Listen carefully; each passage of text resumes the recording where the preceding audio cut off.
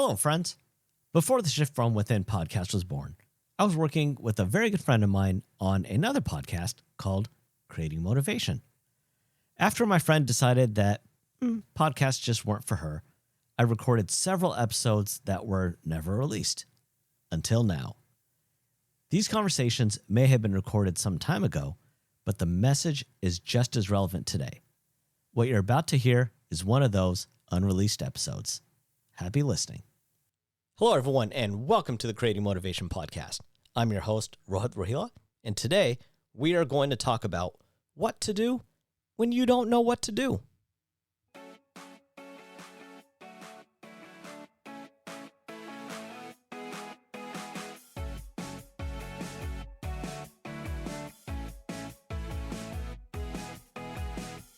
Hello, everyone, and welcome to the Creating Motivation podcast. I'm your host, Rohila, and today's episode is going to be a good one.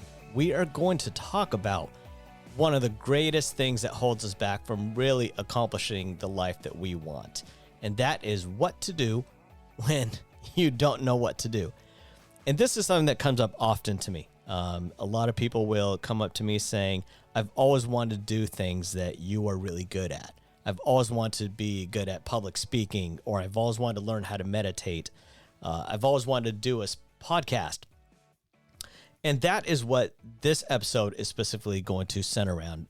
The example we're going to use is starting a podcast because, like I stated in the previous episode, I've been doing the GYST podcast for 6 years now. So a lot of people in my friends, coworkers, whatnot, know that I know how to do podcasts. I've launched a few myself in the past and helped others do the same. So they all come up to me and say, you know, one of the things that I've always wanted to do is have a podcast. I just don't know where to start. I don't know what to do. And, you know, I just don't have that skill set. Here's the thing, ladies and gentlemen. I did not come out of the womb with a microphone in my hand. So just like all those people, I myself did not know where to start. I just knew that I wanted to do a podcast. A lot of people in the industry of personal development were doing podcasts. It's just something that I want to do, not so much to grow an audience, but really for myself to start talking about personal development stuff, to start masterminding with other friends of mine who could share tips and tricks on what did they do to help them move forward in life. And so all those things sounded really attractive to me. And so how to do a podcast, I had no idea what to do. I just knew that I wanted to do it. And I knew once upon a time, every single person who's ever started a podcast had the exact same thought. This is something I want to do. I just don't know how to do it.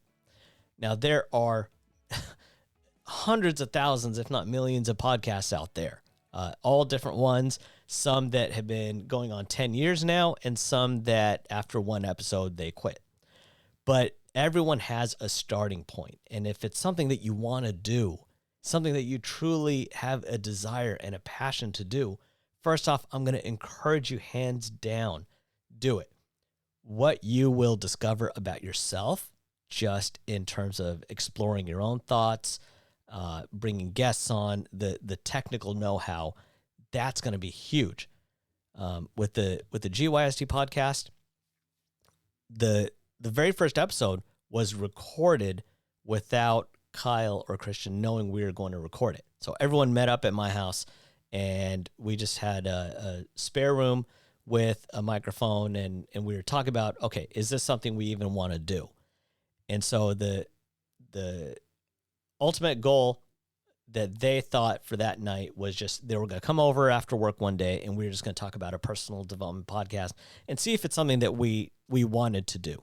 At that time, it was just purely exploratory. So we started talking about different topics and what could we do and not do and how do we do it. And at the end, they all said, yeah, this is something that we want to do. And I said, great, let's record the first episode. And they both looked at each other kind of like, are you going to come up with an excuse on why we can't do this right now, or am I? And that to me was a little funny, And I'll talk about that in a second. But we ended up recording the first episode. We didn't even know if the mic was on, what it sounded like. We just knew, or I knew, that we had to record the first night in order to have the momentum to move us forward. If we didn't record that night, I don't know if we ever would have recorded, because there's so many things that we say we want to do in life, but we never do. And I didn't want this to become one of them. So we hit the record button, and there we go. 6 years later, it's still going strong. But what I want to talk about was they both looked at each other and kind of like, are you going to give the reason why we aren't going to do this? Or am I, or what's going on here? Because it's so easy for us to fall into the trap of not doing something because we don't know what to do. And our subconscious, what it does is, as a self-preservation mechanism, it doesn't want you to look foolish. And so if you introduce something new, like recording a podcast, and you don't know what to do, it's going to come up with all these excuses on why you can't do it.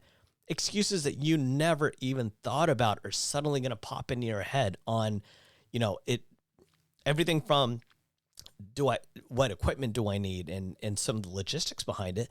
But the things that you never thought about, like, how do I know what to say? What if I start coughing? What if I need water? What if my phone rings in the middle of it? I mean, all these excuses start popping up, and I've heard quite a few of them. If we have invited several people that we know to come on air with us, and we've heard everything from, I would love to, but I can't turn off my phone because my cousin's neighbor's barber's baby it might have an emergency or something. I mean, I don't know, just purely making that up. But we all have excuses on why we should not do something, because again, it is our subconscious's way to protect ourselves from looking foolish. There's a great power in giving yourself a few seconds to live within that fear and then doing it anyways. And I think back to all the times in high school when I would call a girl, and the same thing is true back then. Here are maybe 2 reasons why she would pick up the phone and talk to me, and here is a list of 100 reasons why she would not want to. And that fear, I mean, I still remember whenever you are doing something new, your subconscious is going to try to talk you out of it by always imagining the worst case scenario. It's something called catastrophizing. Catastrophizing is always picturing the worst case scenario, and suddenly that's what you're going to think about. One of the episodes that we're going to do later on is centered all around fear and catastrophizing and what to do to overcome that fear. But in terms of allowing yourself those few moments to live in that fear and then doing it anyways. And that was what I would do. I would think, okay, if I call up right now, these are all the things that could go wrong. Let's do it. And you start dialing the number. And that's exactly how I did it. So the same thing with anything that you want to do in life. If you don't know what to do, allow yourself to live in that fear for a few moments and then just do it anyways. So let's go back to the main topic of what to do when you don't know what to do. Now, there are lots of things that hold us back. We talked about catastrophizing. Analysis paralysis, that's another one. If you don't know how to do a podcast, you're going to start doing some research. And before you know it, you start researching so much that you talk yourself out of it. A perfect example is, have you ever looked up a medical condition online and before you know it, you're dying of some random disease? Same thing. We start doing a little bit of research and we realize we don't know as much as we thought. And suddenly all these logistical things start becoming a roadblock for us. And for a lot of people, that's where we just stop. We'll research, but there's no action taken. That is key, because you can do all the research you want, and that is encouraged, but you need to have an action plan. If you don't have an action plan, then what's going to happen is you're going to continue just doing research, endless research, and you're never going to do the steps that it takes to actually move yourself forward. Perfectionism, that's something else. Now, here's the thing. Most of you are not willing to be bad at something long enough to be good at it. Again, most of you are not willing to be bad at something long enough to get good at it. You can't turn your very first episode of recording a podcast and expect miracles. When we first did the GYST podcast, there were 3 of us sitting around a single microphone.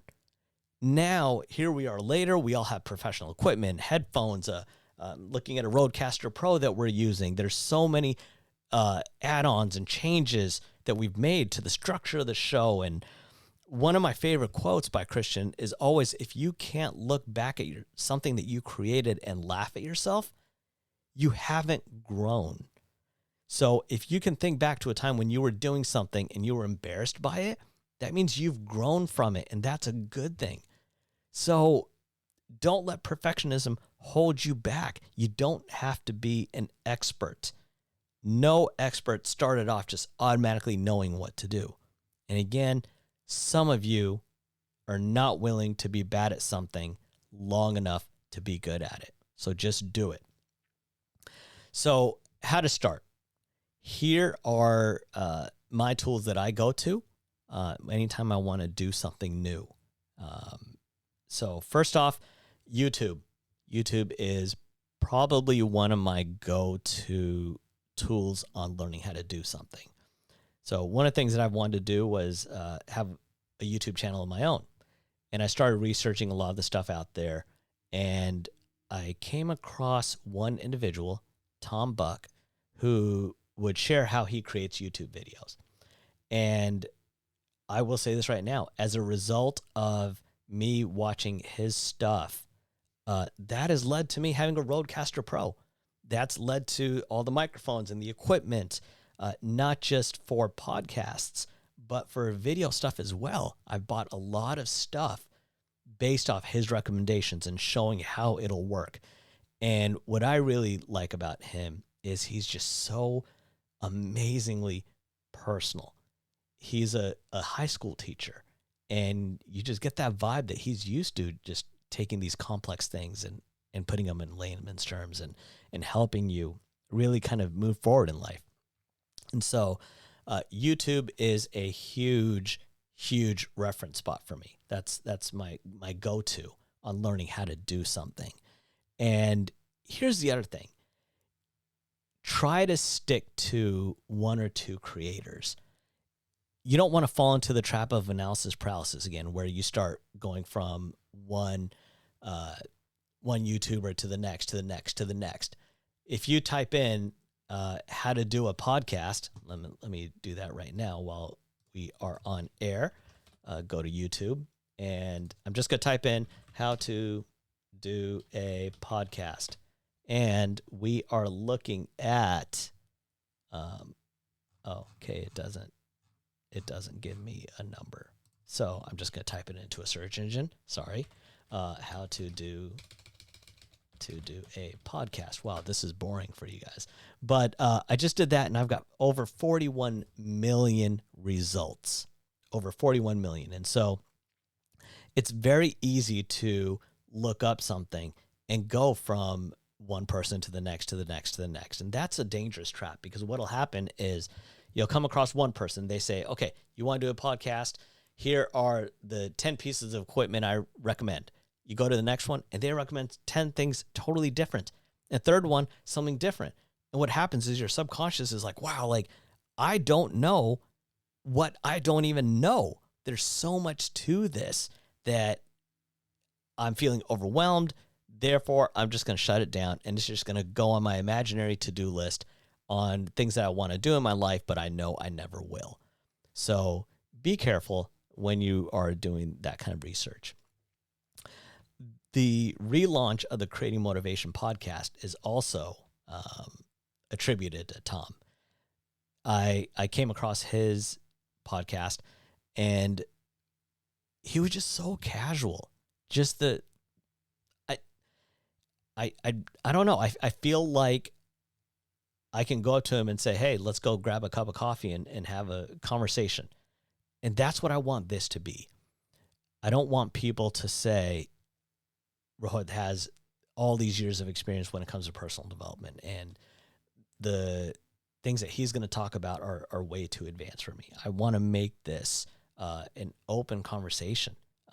If you want to come on air on future episodes, absolutely. Like, I'll find out a way to do it. I don't know how to do it right now, but I'm going to find a way.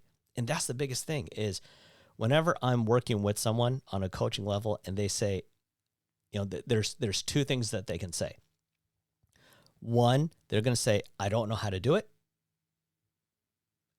and just leave it at that. Those are the kinds of people I do not want to work with.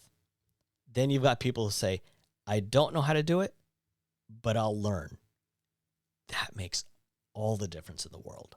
So those are the kinds of people that I will work with. So again, what to do when you don't know what to do, the first thing I do is go to YouTube. The second thing I do is I create a roadmap of the end result. So in this case, if you want to start a podcast, your end result is going to be simple. Anyone around the world being able to subscribe to my podcast and listen to an episode. That is the end result, right? That's what you want to accomplish. You want to have it down to a real basic level. You don't want to say the end result is over 1 million people subscribing to my podcast. Eventually, you'll get to that point. But when you're just starting out, think about just the logistics. What is the very basic thing you are trying to accomplish? And that is that anyone in the world can subscribe to my podcast and listen to an episode. Now, all of a sudden, what that does is that helps you create a roadmap on what to do. Now you know, okay, I need to learn how to get someone to subscribe. How does that even work? Listen to an episode. Okay, I need to do an episode. How does that work? What it's going to do is it just gives you those basic steps to get you there. That is my recommendation, because if you type in how to do a podcast, most of the information that's out there is going to tell you how to create this amazing podcast, all the equipment. Most of them will go into beginner, intermediate, and advanced type of stuff. And that can quickly become overwhelming. So one of the things I like to do is just break it down. End result, what do I want? And the other thing that I do, lastly, is asking myself how-to questions based off of my end result. So again, if the end result is anyone around the world being able to subscribe and listen to an episode, I'm going to ask how-to questions on how do I get there. So how do I post? How do I edit an episode? How do I do this? How do I do that? Etc.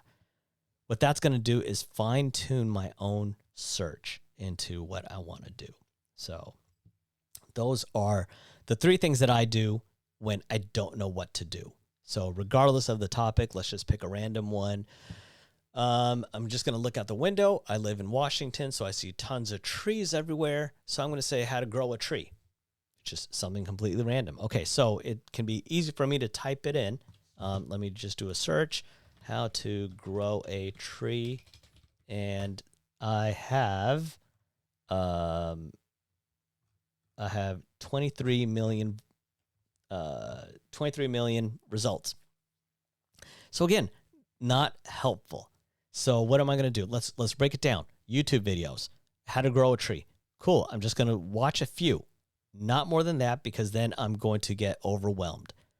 What is the roadmap of the end result? I want a tree that's going to grow in my backyard, that's low maintenance, doesn't require a lot of water, and gets a lot of sunlight. Excellent. Now what I've done is broken that down into something that I know what the end result is. So now I'm going to ask myself how-to questions based off of that. So I want to know, how deep do I need to dig a hole? What trees grow in Washington? How do I apply the right amount of fertilizer? Whatever. You just ask yourself a couple questions. And so that is my recommendation. The top 3 things that I do when I don't know what to do. Again, 1, go to YouTube. 2, create a roadmap of the end result. And 3, ask yourself the how-to questions on how to do it. Now, here's the biggest thing. Just try it. That is the call to action for today. Find something that you want to do in life and just try it. You don't have to be an expert at it. No one was born as an expert in any field, regardless of what it is. No matter what, there is a level of practice, a level of having the right knowledge. There's so many factors that play into it.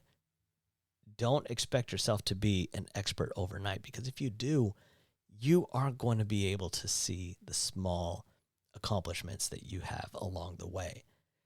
So just try it. One of my favorite quotes: a year from now, you will wish that you had started today. Don't let yourself be that person. Now think about something that you want to do before in your past that you just didn't do. Let's say run a marathon. If you've always wanted to run a marathon and you keep talking about it, guess what you haven't done? Run a marathon. But if you say, you know what, I want to run a marathon tonight, I'm just going to go run for 30 seconds. I'm going to run one way 30 seconds, stop, run back 30 seconds. Done. That's it. So say that's the only thing that you did. A year from now, you will have at least done something. It's better than just saying, I've always wanted to, and I didn't even take that first step. But say you go out there and run for 30 seconds one way, stop, run 30 seconds back. Well, tomorrow maybe you'll do a minute. And maybe, a month from now you do 5 minutes. It doesn't matter. It's all about just taking action. You can't just talk about all the stuff that you want to do for the rest of your life. You need to do something about it. And just know, I'm not just talking to all of you guys out there. I'm talking to myself as well. There's so many things that I've wanted to do that I just keep convincing myself I'll do it when the time's right, or I'll do it someday. And looking back at it now, how long have, and this could be painful, but how long have some of the things on your to-do list been there?